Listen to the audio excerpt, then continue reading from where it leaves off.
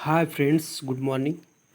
आप लोग कैसे हैं? आई होप आप लोग बहुत ही अच्छे होंगे और पढ़ाई भी अच्छे तरीके से करते होंगे। अगर ना करते हो तो लग जाइए पढ़ाई में, ठीक है? क्योंकि इस लॉकडाउन के कारण जो है सारी अर्थव्यवस्थाएं जो है ढीली पड़ गई हैं। तो पढ़ाई, अगर घर बैठे हैं तो पढ़ाई करते रहिए, ठीक है? पढ़ाई ही सबसे मुख्य कार्य है आपका कि पढ़िए और जॉब पाइए, ठीक है? चलिए देखते हैं आज के इस सेशन को। हम लोग ये 3500 का मोस्ट इम्पॉर्टेंट साइंस के क्वेश्चन के बारे में डिस्कस कर रहे हैं और ये आज हमारा पार्ट 3 है और आप लोग इसको ध्यान से देखिए। इसके पहले हम लोग 121 क्वेश्चन देख चुके हैं। आज हम लोग देखेंगे 122 क्वेश्चन, ठीक है? चलिए, पहला क्वेश्चन इसमें क्या है? प्रकाश की तीव्रता मापने के लिए जिस उपकरण का उपयोग किया जाता है उसे कहते हैं कैलोरीमीटर, एनीमोमीटर, लक्स मीटर या अल्टीमीटर। तो याद रखेंगे, लक्स मीटर कहा जाता है जिसको प्रकाश की तीव्रता मापी जाती है। प्रकाश की तीव्रता को मापने के लिए लक्स मीटर का उपयोग किया जाता है। चलिए चलते हैं नेक्स्ट क्वेश्चन। Question number 123। 123 क्या बोल रहा है? एक सेक्सटेंट प्रयुक्त होता है मीनार की चौड़ाई मापने के लिए, पहाड़ी का क्षेत्रफल मापने के लिए, वस्तु का ऊंचाई मापने के लिए या मकान के आयतन मापने के लिए। तो याद रहे, इसका राइट आंसर हो जाएगा वस्तु की ऊंचाई मापने के लिए सेक्सटेंस का प्रयोग किया जाता है।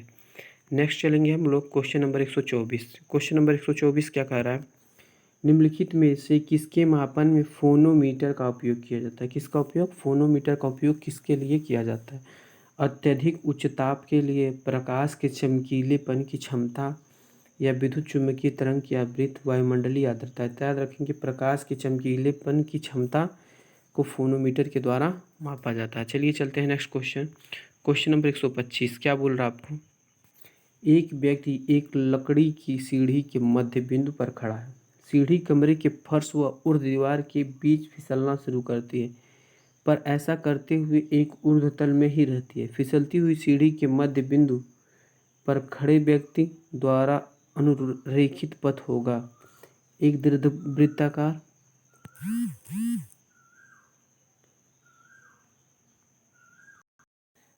एक सरल रेखा, एक वृत्ताकार पथ या एक परवलयीय का पथ। तो याद रखेंगे एक वृत्ताकार पथ पर। कहने का मतलब क्या है? इसे सीढ़ी लगी होती है, ठीक है, और ये फिसलना स्टार्ट करती है ये चीज़। तो आपका जो है ये जो इन दोनों के बीच की दूरी है इस तरह का बनेगा, परवलय जैसा बनेगा, ठीक है। चलिए चलते हैं नेक्स्ट क्वेश्चन पे।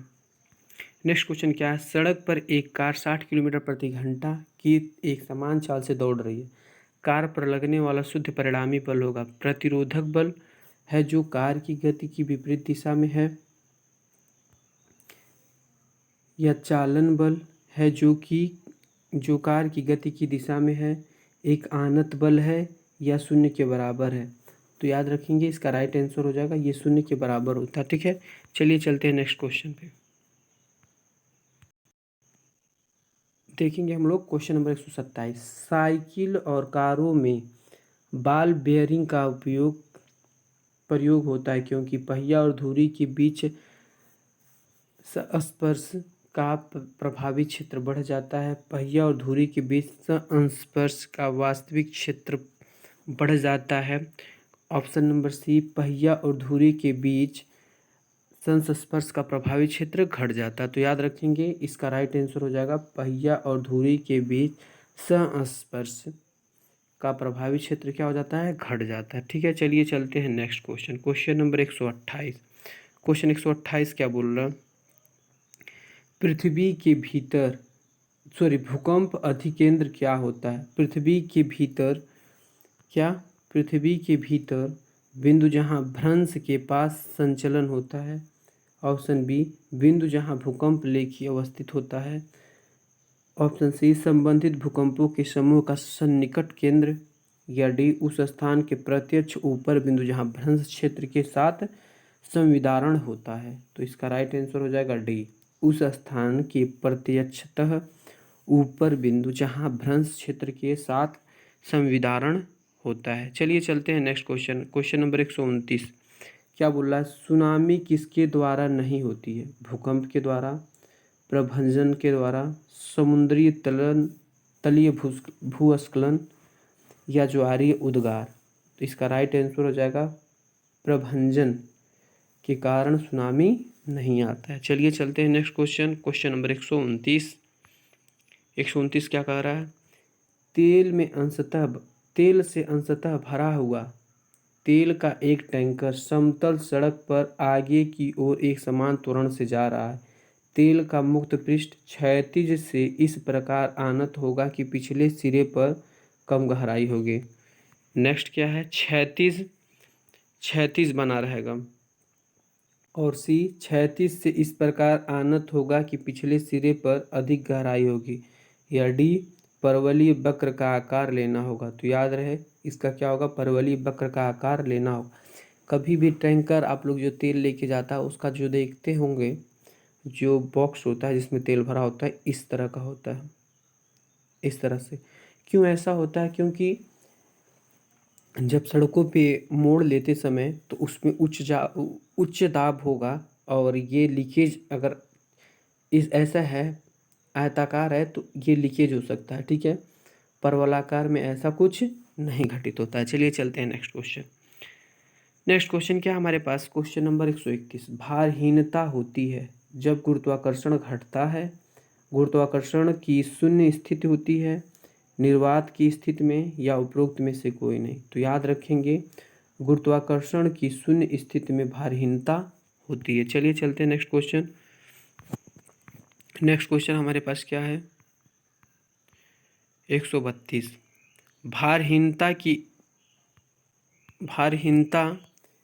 की अवस्था में एक मोमबत्ती की ज्वाला का आकार हो जाएगा अत्यधिक छोटा, अत्यधिक लंबा, गोलाकार, वही रहेगा भारहीनता की स्थिति में। तो आप लोग जानेंगे इसका राइट आंसर हो जाएगा ऑप्शन नंबर सी, गोलाकार।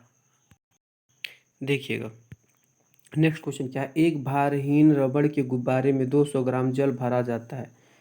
जल में इसका भार होगा 200 न्यूटन, 100 न्यूटन, 400 न्यूटन, या इसमें से ये क्या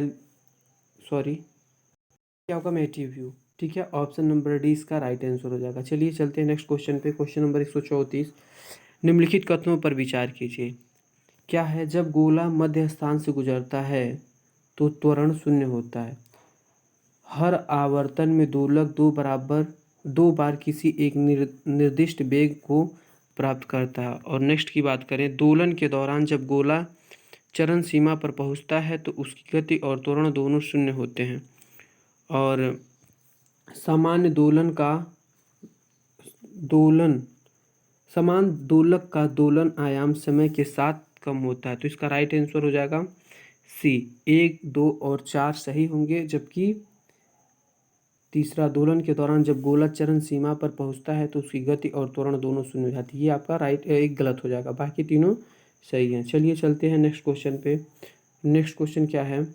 निम्नलिखित प्रश्न में 2 वक्तव्य हैं, एक कथन ए और एक कथन आर है। दोनों को सावधानी पूर्वक परीक्षण कर प्रश्नों को नीचे दिए हुए कूट की सहायता से चुनिए। लोहे का एक गोला पारे पर तैरता है किंतु पानी में डूब जाता है। कारण क्या है? लोहे का आपेक्षिक घनत्व पारे के आपेक्षिक घनत्व से अधिक होता है। अब आप बताएंगे ए और आर दोनों सही है, परंतु आर ए का सही स्पष्टीकरण नहीं है। ए और आर दोनों सही हैं और आर ए का सही स्पष्टीकरण नहीं। ए सही है परंतु आर गलत है। ये राइट हो जाएगा, ए सही है परंतु आर गलत है। क्या क्वेश्चन था आपको ध्यान रखेंगे। ए सही क्यों है? लोहे का एक गोला पारे पर तैरता है किंतु पानी में डूब जाता है। ऐसा क्यों होता है? क्योंकि पानी में जो लोहा होता है, पानी से इसका घनत्व ज़्यादा होता है लोहे का, इसलिए वो डूब जाता है, और पारे में ऐसा नहीं होता है। नेक्स्ट क्वेश्चन चलेंगे हम लोग।